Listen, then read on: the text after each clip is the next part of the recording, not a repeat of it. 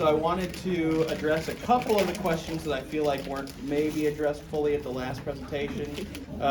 One of them specifically being about the tax stuff. I've heavily looked into this, and definitely, like they said, get with a tax advisor if you need to, or any of this kind of stuff. But generally, for tax purposes, if you're a United States citizen, you're going to pay taxes regardless where you're at. You're going to pay the taxes. In Italy, it's a little bit different in that if you're a resident over half the year, you're going to pay taxes over there. Like they said, there's reciprocal agreements to make sure you don't get double taxed. Tax advisors come in and things like that. But that I felt like needed to be addressed a little bit. The other thing, Dominic asked a question about printing up documents when you're going for citizenship stuff and kind of bringing that to the consulate. Nothing can come from your printer that gets turned into a consulate for official legal purposes. Everything has to come from the state, translated, apostilled, all this kind of stuff.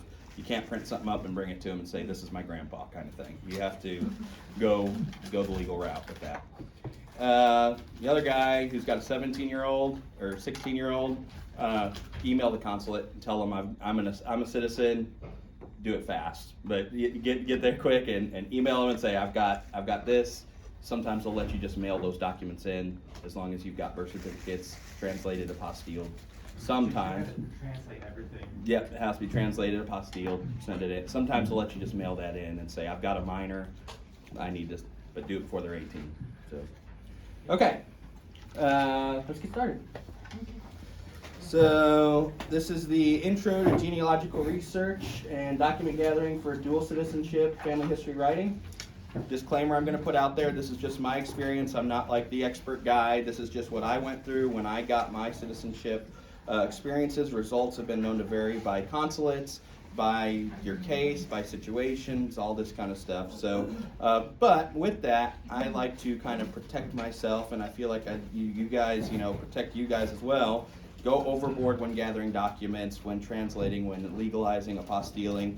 When I walked into the consulate to do my appointment, I had 2 binders full of stuff, and I had it organized, and I brought it all out and said, okay, when they said I need this document, I had it ready, right? So I'd rather be over-prepared than under, and so that's how I kind of went with it. You'll save time, headache, and money in the long run. All right, so next, give yourselves a round of applause for caring about this topic. I appreciate everybody being here. This is great turnout. Thank you for all coming. A little bit about kind of where I've gone and what I've done. Italian American Heritage Association is an organization that my wife and I kind of put together. We have a website, ItalianAmericanHeritage.org.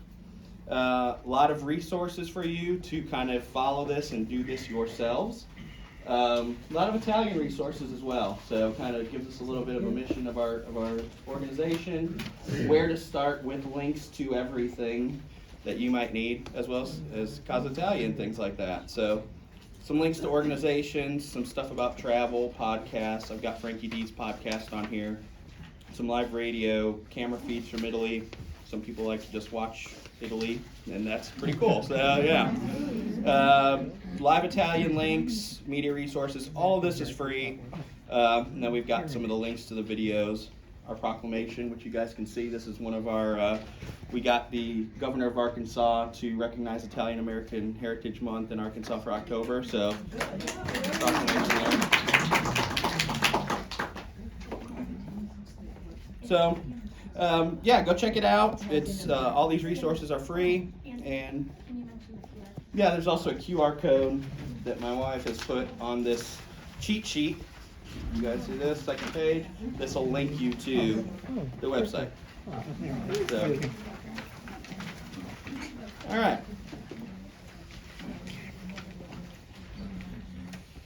So they covered about the right of citizenship and things like that. Basically, you're looking for the key to qualifying for the recognition. What you're telling the Italian government and consulate is that you're already a citizen and you're looking to be recognized as the citizen of that country.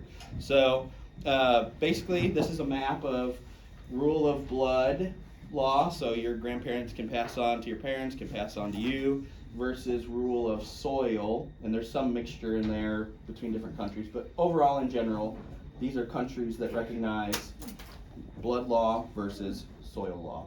And so Italy is a blood law country, which allows you to do that. 1940